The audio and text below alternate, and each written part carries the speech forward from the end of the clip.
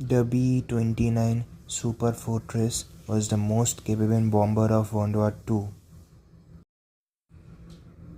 The B29 bomber was the most expensive weapon developed during World War II.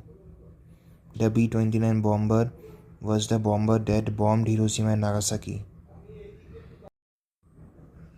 The B29 had the largest engine put into an aircraft yet.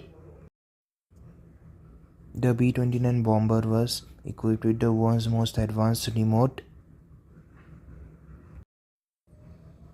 control turret fire system. It was a very revolutionary aircraft. During the early 50s, the B-29 was re-engineered as the B-50 and it was America's primary strike bomber. Also, first USA tanker